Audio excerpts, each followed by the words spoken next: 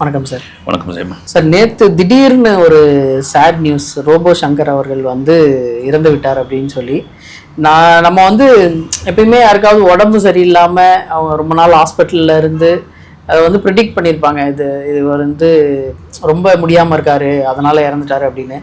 தினம் சார் திடீர்னு சடனாக ஒரு நியூஸு, அவர் ஹாஸ்பிட்டலில் சேர்த்துருக்காங்கன்னு சொன்னாங்க. பட் 2 நாள்ல திடீர்னு என்ன சார் ஆச்சு? அவர் உடம்பு சரியில்லாமல் இருந்திருக்குது. முன்னெல்லாம் கூட ஒரே பயங்கரமாக இதே போல தான் ஐசியூவில் சேர்த்து அப்புறம் மரணத்தோட விளிம்புக்கு போயிட்டாரு. அப்புறம் மயில்சாமி மனோபால் அவர் சில இவரையும் செத்தாத்த நான் சொல்ல இவரே சொல்லி வருத்தப்பட்டார். ஒருத்தர் மீண்டும் வந்த பிறகு ரோபோ சங்கரே சொன்னார், ஆனால் என்னை இப்படிலாம் சேர்ந்து நான் அதை வீடியோவை பார்த்துக்கிட்டு இருக்கேன் அப்படின்னாப்புல. அதன் பிறகு மீண்டும் வந்தாச்சு. மீண்டும் என்னன்னா ட்ரிங்க்ஸ் கொஞ்சம் ஓவராக எடுத்து அதனோட கல்லீரல் பாதிப்பு ஏற்பட்டு அதனால மீண்டும் தொடர்ச்சியாக படங்கள்லாம் பண்ணிட்டு இருந்தாப்புல, நிறைய நிகழ்ச்சிகள்லாம் கலந்துக்கிட்டு இருந்தாப்புல. குறிப்பாக நான் கூட கமலா தேட்டரில் அந்த இந்தியன் 2 படம் சம்மந்தமாக அந்த பேனர் கட்டுறது இது பண்ணுறது அதில் தான் பார்த்து பேசிகிட்டு இருந்தது. இப்போ காட்ஸில்லான்னு ஒரு படம், ஒரு பூஜை ஒன்று பிரசாத் லேபில் போட்டிருந்தாங்க. பூஜை முடிச்சு மத்தியானத்துலேருந்து ஷூட்டிங் ஆரம்பிச்சிருக்காங்க. இங்கே வலசரவாக்கத்தில் தான் இந்த ஷூட்டிங் நடந்துகிட்டு இருக்கும்போதே மயக்கம் போட்டு விழுந்து கொஞ்சம் வாமிட் பண்ணிட்டு இருக்காரு பொழுது பக்கத்தில் வடபழனியில் இருக்கிற ஒரு ஹாஸ்பிட்டலில் சேர்த்து அவங்க இல்லைங்க முடியாதுங்கன்னு சொல்லி அப்புறம் பெருங்குடியில் ஒரு ஹாஸ்பிட்டலில் சேர்த்த பிறகு ரொம்ப கிரிட்டிக்கலாக இருக்கிறாருன்னா ஃபேமிலி என்ன பண்ணுவாங்க, எப்படியாவது கொஞ்சம் எவ்வளோ செலவானாலும் பரவாயில்லைங்க அப்படின்னு அவங்க ஃபேமிலி ஒரு பயங்கர அன்னோன்யமான ஒரு ஃபேமிலி. எல்லா ஃபேமிலியும் தான் கொஞ்சம் என்னன்னா இந்த சினிமா தனம் இல்லாமல் ஓப்பனாக பேசுறது, நிறைய கான்ட்ரவர்சிலாம் கூட வரும். அதை பற்றிலாம் கவலையப்பட மாட்டாப்புல. இப்போ அவங்க மகள் கூட ஒரு வளைகாப்பு நிகழ்ச்சி ஒன்று பண்ணார். அவ்வளோ பிரம்மாண்டமாக பண்ணியிருந்தாப்புல. மதுரையில் தான் பண்ணியிருந்தாரு, பயங்கர பிரமாண்டமாக பண்ணியிருந்தார். அதை என்ன சொல்கிறது, அவங்க ஒய்ஃபும் ஒரு டான்ஸர், அப்புறமா சில படங்கள்லாம் நடிச்சிருக்கிறாங்க. சினிமாவை புரிஞ்சுக்கின ஒருத்தர். இதெல்லாம் தாண்டி ரோபோ சங்கர் என்னன்னா, நான் ரொம்ப லோ லெவல்ந்து வந்தவனே. நான் இந்த ஒரு வாழ்க்கை வந்த பிறகு அதுக்கு அனுபவிக்கணும். இப்போ நாய்கிட்ட மாட்டின தேங்காவோட மாதிரி ஒரு வாழ்க்கையை வச்சிருக்க கூடாது. நம்ம அப்படிதான் இருந்தோம். வந்த பிறகு என்ன ஒன்று, என்னுடைய பழக்க வழக்கங்களுக்கு நான் தான் காரணம், நான் தான் அதுக்கான காரணம் அப்படின்ட்டு. இப்போ என்ன ஆகி போச்சுன்னா, இந்த நீங்க சொல்ற மாதிரி ஒரு 2-3 நாளா ரொம்ப கிரிட்டிக்கல் வார்டில் இருந்து நேற்று அறிவிச்சிட்டாங்க மாதிரி இதுவாயிட்டாங்க. இன்னைக்கு திரைப்படங்கள்லாம் நேற்றுலேருந்து வர ஆரம்பிச்சாங்க. இதுவாகிடுச்சு. இதுதான் காரணம். அவர் சொன்னது என்னன்னா, ஒரு குடிப்பழக்கத்துக்கு நான் தான் முழுக்க காரணம். அதுக்கு அது எந்த காலகட்டத்தில் எனக்கு ஒத்துக்கிச்சுன்னு தெரியல. அது ஒரு கட்டத்தில் விட்டு இருக்கணும், இல்லைன்னா அது லிமிட்டா வச்சிருக்கணும். இதை நியாயப்படுத்த விரும்பல நான் அப்படின்னு. அப்படி அது இன்னொன்று சொன்னது என்னன்னா, நான் மதுரையில் அபிநயான்னு ஒரு இந்த கலை நிகழ்ச்சி நடத்துறது, மிமிக்ரி, அப்புறம் ரோபோ டான்ஸு.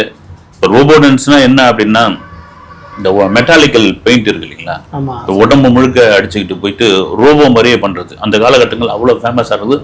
அதுதான் ரோபோ சங்கரை வெளியே தெரிய வச்சது. அப்படிலாம் நடிச்சுட்டு இருந்தேன். அப்படிலாம் அந்த நிகழ்ச்சி நடத்திக்கிட்டு இருந்தேன். பெரிய வருமானம்லாம் ஒன்றும் கிடையாது. அப்புறம் நான் ஜிம் ட்ரெயினராக இருந்திருக்கிறேன், பாடி பில்டர், மிஸ்டர் மதுரை, அப்புறம் மிஸ்டர் சிம்மக்கல், நிறைய இதெல்லாம் போய் கலந்துப்பேன். நான் ஒரு இடத்துல வறுமை என்னை சூழ்ந்து ஒரு காசுக்காக கலையை ஆர்வம் அதிகமாகி சினிமாவில் ஏதாவது ஒரு வேஷம் கிடைச்சா போதியான்னு சொல்லி படிப்படியா ஒரு கட்டத்துல முன்னேறி கிட்டத்தட்ட ஒரு 60 நாடுகளுக்கு நான் போயிருக்கேன். இது சாதாரண விஷயம் கிடையாது. இப்போ ஒரு சாதாரண நான் மதுரையிலேயே இருந்திருந்து ஒரு அபிநயான்னு ஒரு ஒரு நடன குழு வச்சு நான் நடத்தியிருந்தா அதிகபட்சமா நான் இந்தியாவுக்குள்ள எங்கேயாவது தான் போயிருக்கேன். 60 நாடு போச்சுன்னா அந்த சினிமா தான் எனக்கு கொண்டு வந்தது. அதனுடைய வெளிப்பாடு என்னன்னா, நான் ஒரு தடவை ஈஃபில் டவருக்கு கூட்டு போனாங்க. என்ன ஈஃபில் டவருக்கு கூட்டு போனோன்னே அந்த நிகழ்ச்சி ஏற்பாடுகள் நான் அதை பார்த்து மிரண்டு போயிட்டேன். என் வாழ்க்கையில இதெல்லாம் நான் பார்ப்பனான்னு ஒரு இது இருக்கும்போது அந்த டவருக்கு மேல ஒரு காக்டைல் பார்ட்டி ஒன்று வச்சாங்க. வச்சோன்னே அப்படி எடுத்து நான் பிடிக்க ஆரம்பிச்சேன். இதை நான் இதுவா சொல்ல என்ன காரணம்னா, இங்கிருந்து கீழ்மட்டத்திலிருந்து வந்தவனுக்கு ஒரு இது இருக்கு இல்லைங்களா, இதெல்லாம் பார்த்துன்னு அது கர்வத்தோட வெளிப்பாடு இல்லைன்னு அப்படின்னு சொன்னாப்ல. அந்த பழக்கம் தான் கொஞ்சம் கொஞ்சமா இதுவாகி சில மாதங்களுக்கு இல்லை சில வருடங்களுக்கு முன் உடல்நிலை ரொம்ப மோசமாகி, அப்போ கூட இப்பொழுது தான் கொண்டு போய் என்கிட்ட சொன்னார் நக்கீரன் கோபால் பத்திரிகையாளர். அவர் தான் கொண்டு போய் சேர்த்து என்னை பார்த்து இது பண்ணாரு. மீண்டும் வந்துட்டேன் நான். அதனுடைய பாதிப்பு இன்னும் இருந்திருக்கு, கல்லீரல் பாதிப்பு இருந்திருக்குது. அதுதான் இன்னைக்கு ஒரு 46 வயசுக்கு இன்னும் எவ்வளோ கடந்து பார்க்க வேண்டியதெல்லாம் இருக்குது. இந்த சினிமாவில் எவ்வளோ சாதிக்க வேண்டியதெல்லாம் இருக்குது. ஒரு மரணம் உண்மையிலே எதிர்பார்க்காத ஒரு பெரிய மரணம் அது. சார், ரோபோ சங்கர் அவர்கள் ஸ்டார்டிங் ஸ்டேஜில் எப்படி சார் மீடியாக்குள்ள வந்தாரு, எந்த அளவுக்கு அவர் டெவலப் ஆனாரு? இல்லை, ஆக்சுவலாக ஆரம்பத்தில் இது மாதிரி அவருக்கு மிமிக்ரி தெரியாது. மிமிக்ரியை வச்சு தான் சின்ன நிகழ்ச்சிகள்லாம் பண்ண ஆரம்பிச்சிருக்காரு. அதுக்கப்புறம் இந்த மிமிக்ரியை வச்சு ஓட்ட முடியாது. மிமிக்ரிக்கு நிறைய ஆட்கள் நீங்கள் என்ன சொல்றது, போட்டியாளர்கள் நிறைய வந்துட்டாங்க. அப்படின்போது தான் இந்த ரோபோ டான்ஸ் உடம்புல இதெல்லாம் வந்து இந்த மெட்டாலிக்கல் பெயிண்ட் வந்து அது ரொம்ப ரிஸ்கான ஒரு விஷயம். அதை கூட ரோபோ சங்கர் சொல்லியிருந்தார். நமக்கு கொஞ்சம் ஜிம் பாடியா இருக்கு, அதை தாங்குச்சுன்னா ஒரு கட்டத்துக்கு அப்புறம் ஸ்கின்ல வந்து நிறைய டிசீஸ் வர ஆரம்பிச்ச உடனே அதை நிறுத்திட்டேன், நான் பண்ண ஆரம்பிக்கல அப்படின்ட்டு. நீங்க கவுண்டமணி செந்தில் காமெடி ஒன்று வரும் பார்த்துருக்கீங்களா, கலாய் பூசுற காமெடி ஒரு படத்துல. அப்போ ஒருத்தர் வந்து இந்த இந்த இதுவுக்கு எவ்வளவு கலாய் பூசுறது அப்படின்னு கேட்பாரு. அவர் உட்கார வச்சு அந்த கலாய் பூசுற இதெல்லாம் வந்து அடிச்சு விட்டுருவாங்க. அந்த மெட்டாலிக்கல் பெயிண்ட் தான் வந்து. அவர் பேர் வந்து கருப்பு சுப்பையான்னு அந்த நடிகர். அவர் அந்த அந்த சீன் நடிச்சதுக்கு அப்புறம் உடல்நிலை பாதிக்கப்பட்டு குன்றி இறந்து போயிட்டாருங்க. வந்து நிறைய பேருக்கு சினிமா உலகத்தில் தெரியாது. அவர் கொஞ்சம் ஃபேமஸான நடிகராக இருந்தா ரைட்டு, தெரியாமல் வச்சு அவ்வளோ பின்விளைவுகளை அதை ஏற்படுத்தும். ஏங்க ஒரு மெட்டலுக்கு அடிக்க வேண்டியதை தூக்கி உடம்புல அடிச்சா என்ன ஆகும்? வந்து உடம்புல ஸ்கின்ல சாதாரண இது பட்டாலே தாங்காதுன்றாங்க. அப்படி இருந்த ரோபோ சங்கர் ஒரு கட்டத்துக்கு அப்புறம் வந்து சினிமா சான்ஸ் தேடி சென்னைக்கு வராரு. வந்த பிறகு இங்க அதான் சொல்லியிருந்தாப்புல, இங்க முட்டி மோதி வர்றதுக்குள்ளே பெரும்பாடா இருக்குன்னா அவ்வளவு பேர் இருக்காங்க. நான் தான் திறமையாளர்னு உன்ன கேட்டா சூரியன் இவரும் ரூம்மேட்டு, 2 பேரும் ஒரே வண்டியில டிவிஎஸ் 50ல வாய்ப்பு தேட இது பண்ணுவாங்க. அப்புறமா வந்து ஒரு கதாநாயகன் ஆனது கூட ஒரு வாழ்த்து வீடியோ எல்லாம் போட்டிருந்தார். அன்பா நீ ஆயிட்ட, நீ உன் திறமை தான் காரணம், வந்து சினிமா யாரா திறமையானவங்களை ஏத்துக்கும் அப்படின்னு மாதிரி நானும் வந்து ஒரு நல்ல நிலைமையில இருக்கேன், நானும் ஒரு புகழ்பெற்ற ஆளா இருக்கிறேன்ட்டு கூட போட்டிருந்தாரு. அதுல ஒரு பெரிய மனசு வேணும். இப்படி சினிமாவில் போராடிட்டு இருக்கும்போது தான் ஒரு சின்ன சின்ன வேஷம் வரும். எனக்கு தெரிஞ்சு பாத்தீங்கன்னா கூட சொல்லியிருந்தாப்புல, ஜூட்டுன்னு ஒரு படம் ஸ்ரீகாந்த், இது டைரக்ஷன் அழகு பெருமாள் நினைக்கிறேன். அந்த படத்துக்கு வந்து அதுல ஏதோ ஒரு சின்ன ரோல், சார் நான் இருக்கேன் அப்படின்ற மாதிரி ஏதோ கை தூக்குற மாதிரி இருக்கும். மதுரையில் இருக்கிற அத்தனை சொந்தக்காரங்க டிக்கெட் வாங்கி கொடுத்துட்டாப்லையா, போய் பாருங்க. இதெல்லாம் அந்த காலத்துல கூட நடந்திருக்குது வந்து. அப்புறம் எங்கெங்க ரோபோ சங்கர் உங்களை ஆலயா காண, சங்கர் எங்க ஆலயா காண அப்படின்னு மறுபடியும் டிக்கெட் வாங்கி கொடுத்து இந்த இடத்துல கரெக்டா வருவாங்க பாருங்க அப்படின்னு. சினிமா மீது உள்ள ஒரு லவ் தான் வந்து. எல்லாம் தாண்டி இந்த காதலில் சொதப்புது எப்படி அந்த படம் தான் எனக்கு வந்து வெளியே ஓரளவுக்கு தெரிய ஆரம்பிச்சது. அதெல்லாம் மீறி எனக்கு சினிமாவில் அடுத்த கட்ட ஒரு பெரும் வாழ்வை கொடுத்தது தனுஷ் தான். நேற்று முதல் ஆளா அவர் தான் வந்திருக்காரு. தனுஷ் தான் டக்குன்னு வந்து இது பண்ணிருக்காரு. அந்த எல்லாம் சேர்ந்து இது பண்ணுறாங்க. வாய்ப்பு கொடுத்தவரை தாண்டி 2 பேரும் ஒரு குடும்ப நண்பர்களா இருந்திருக்காங்க. ரோபோ சங்கர் என்கிட்ட சொன்னது என்னன்னா, சார் நீங்க தனுஷ் சாரை பார்க்கறதுக்கு வெளியே இருந்து பார்க்கறதுக்கு ஒரு மாதிரி எல்லாரும் சொல்லுவாங்க, அவர் ஒரு மாதிரி ரொம்ப குடியான ஆளு, கல்லூலி மங்க, திமிர் பிடிச்சவர், ஒரு மாதிரி அழுத்தக்காரன் அப்படி இப்படின்னாங்க. உண்மையிலே பழகிட்டீங்கன்னா அந்த ஈகோலாம் பார்க்கவே மாட்டாரு. இப்போ அவர் இருக்கிற உயரத்துக்கு, அவர் போயஸ் கார்டன்ல இருக்கிற வீட்டுக்குலாம் வந்து நான் சமைச்சு போய் கொண்டு போய் கொடுத்தா அதை வந்து அவங்க ஃபேமிலியை உட்காந்து சாப்பிடுவாங்க சார் வந்து. அதே போல வந்து திடீர்னு லிங்காவோ யாத்ராவோ அங்கிள் எங்க இருக்கிறீங்க வாங்கன்னு சொன்னோடனே அவங்க கூட விளையாடுவேன். அப்புறம் மிமிக்ரி பண்ணி காமிப்பேன். எங்க குடும்பத்துல ஒரு ஒருத்தரா மாறிட்டாங்க. எங்க வீட்டு ஃபங்க்ஷனுக்குலாம் அவர் வந்திருக்காரு, வருவாரு. குறிப்பா அதுக்கு காரணம் என்னன்னா, மாரி படத்துல அவர் கொடுத்த அந்த வாய்ப்பு தான். ஒரு 4 நாள் சும்மாவே உட்கார வச்சிருந்தாங்க என்ன. அப்புறம் அவரை பார்த்துட்டு என்னங்க அவர் சும்மா உட்கார வச்சுருக்கீங்க அப்படின்னு, சார் இதுல ஏதோ ஒரு சின்ன கேரக்டர் பயன்படுத்திக்கலாம் அப்படின்போது அவர் ஒரு பிரேக்ல போய் நான் இந்த மிமிக்ரி பண்றது இது பண்றதுலாம் காமிச்சோன்னே விழுந்து சிரிச்சுட்டு படம் முழுக்க இவர் இருக்கட்டுங்க பண்ணுங்கன்ட்டு அப்படி ஒருத்தர் வந்து யாராவது ஒருத்தர் தூக்கி விடணும் இல்லைங்களா, அப்படி இருந்த லிஃப்ட் பண்ணி விட்டவர் அவர் தான் அப்படின்னு அவர் சொல்லியிருக்காரு. ரோபோ சங்கர் அவர்கள் வந்து கமலோட அதி தீவிர ரசிகர் அப்படின்றது எல்லாருக்குமே தெரியும். நான் நேரா பார்த்தது எங்கன்னா, இந்தியன் 2 படத்துல வந்து கமலா தியேட்டர்ல உட்காந்துதான் நம்ம தான் பார்த்தோம்னு நினைக்கிறேன். கமலா தியேட்டர்ல உட்காந்து நம்ம தான் இந்தியன் 2 அப்போ வந்து அவரு கரெக்டா கமல் சார் என்ட்ரி அப்போ சூடம் காமிக்கிறது, உள்ளேயே எல்லாம் அவரு உட்காரவே இல்லை சார், நின்றுகிட்டே தான் இருந்தாரு. ஒரு முழு படத்தையுமே நின்றுகிட்டே அவர் பார்த்துட்டு இருந்தாரு. அந்த அளவுக்கு வந்து கமல் சார் மேல ரொம்ப அதிதீவிர ரசிகரா இருந்தாரா? அதாவது விக்ரம் படம்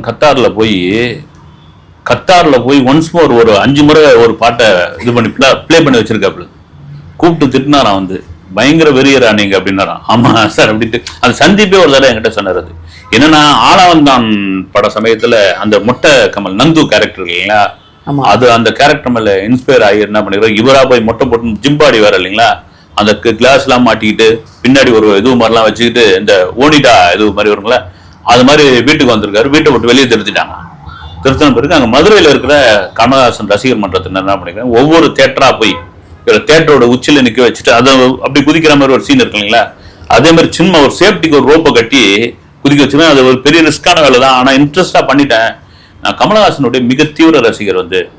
அப்போ வந்து நிகில் முருகன் தான் பிஆர்ஓ கமலுக்கு. நான் அடிக்கடி சொல்லுவேன், சார் எப்படியாவது ஆண்டவர்கிட்ட இருந்து ஒரு அப்பாயின்மெண்ட் வாங்கி கொடுங்கன்னு. ஒரு நாள் விஜய் டிவியில் கலக்க போகுது யார் நிகழ்ச்சி பண்ணிக்கிட்டு இருக்கேன், வந்துச்சு சங்கர் 10:30 மணிக்கு உங்களை சார் வர சொல்லிட்டாரு அப்படின்னு போட்டு அடிச்சு பிடிச்சின்னு போனோடனே ஒரு செல்போன் அப்படியே பார்த்துக்கிட்டே இருந்தாரு.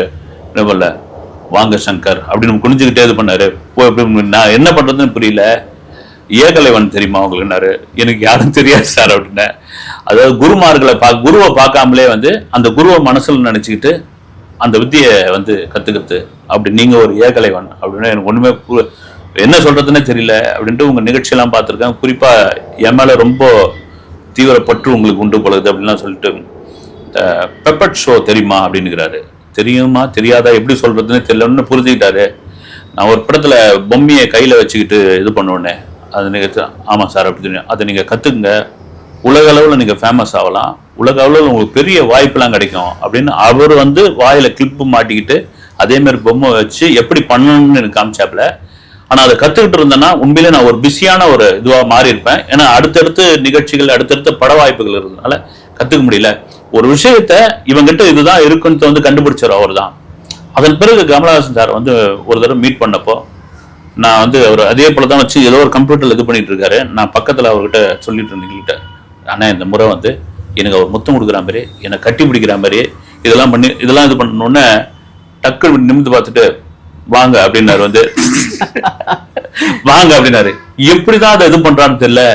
அதே போலதான் அவர் முகத்துல வந்து முத்தம் கொடுக்குற மாதிரி வந்து அது ரொம்ப ஆத்மார்த்தமான இது. அதை நான் வந்து இன்னைக்கும் பொக்கிஷமா வச்சிருக்கிறேன் நான் அப்படின்னு சொல்லி இதோ கூட சொல்லியிருக்காரு. அஜித் பத்தி கூட வந்து என்னன்னா அது கூட ஒரு தடவை என்கிட்ட சொல்லிட்டு இருந்தாரு. நிறைய பேர் என்ன இண்டஸ்ட்ரியில கேட்பாங்க, எப்படி ரோபோ சங்கர் நீங்க எல்லாருக்கும் நல்லவனா இருக்கிறீங்க அப்படின்னு. எல்லாருக்கும் நல்லவனா மீன் எப்படி எல்லாரும் கூட மிங்கிள் ஆகுறீங்க அப்படின்னு முதல் விஷயம் என்ன, யாருக்கிட்டையும் எந்த எதிர்பார்ப்பும் நம்ம இல்லாம போய் பழகிட்டோம்னா ஈஸியா நீங்க போய் உள்ள போயிடலாம் அப்படின்னு. அஜித் சார் கூட நான் உட்காந்துட்டு விசுவாசம் படத்துல கேரவன்ல உட்காந்துட்டு இருக்கேன், பேசிட்டு இருக்காரு. நான் இப்போ தம் அடிப்பேன். சார் ஒரு நிமிஷம் சார்ண்ணே எங்க தம் அடிக்க போறீங்களா அப்படின்னாரு. ஆமா சார் எடுங்க அந்த சிகரெட் அப்படின்னாரு. எடுத்து நான் என்ன பண்ணேன் இது பண்ணேன். இப்போ அவர் பற்ற வைக்கலாம் இல்லை, அதை எடுத்து இப்படி அந்த செக்கச்சவேல்னு இருக்கிற அந்த உதட்டில் அப்படி வச்சு எப்படி இருந்தேன் நான் தெரியுமா, ஒரு நாளைக்கு ஷாலினி வந்து எல்லாத்தையும் மாத்திட்டாங்க அப்படின்னு சொல்லிட்டு நீங்க கூட குறைச்சிங்க, அதிகமா இது பண்ணாதீங்க அப்படின்னு கொடுத்தாரு. நான் என்ன பண்ணேன், அவர் எதிர்க்கு அந்த டப்பாவில் போட்டு ஒரு பேப்பர் எடுத்து தலை உதட்டில் வைத்து கொடுத்த கிஃப்ட் அப்படின்னு வச்சு பேக் பண்ணிட்டேன். சிரிச்சுட்டு இருந்தாரு அப்படின்னு சொல்லி இருந்தாப்புல. அப்படி வந்து நான் சமைக்கிறது அவர் ஒரு தடவை கொடுத்த செட்ல அவர் சமைக்கிறது எனக்கு சொல்லி கொடுத்தாரு. இது என்ன காரணம்னா, நீங்க ஒரு ஒரு ஒரு மனிதர் அவர் சொல்றதுதான் வந்து நீங்க எதிர்பார்ப்பு இல்லாமல் ஒரு ஆத்மார்த்தமா பழகிட்டீங்கன்னா நீங்க ஈஸியா இதுவாயிடுவீங்க.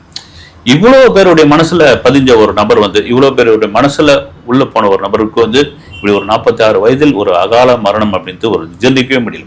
ஒரு கலைஞன் வந்து நீங்க ஒரு நல்ல மனிதன், நல்ல கலைஞன் ஏன் சொல்றதுக்கான காரணம்னா அவ்வளவு பேரை மகிழ்விக்க ஒரு கலைஞனால தான் முடியும். நீங்க ஒரு லட்சம் பேரை கோடி பேரை நீங்க அவங்களுடைய பின்புலத்தை அவங்களுக்கு பின்னாடி இருக்கிறத அவங்க இதெல்லாம் நீங்க பார்க்க வேணாம். ஒரு திரையில் வந்தா ஒருத்தன் வந்து கைத்தட்டி வரவேற்காங்க அப்படின்னா அது எல்லாராலையும் முடியாது.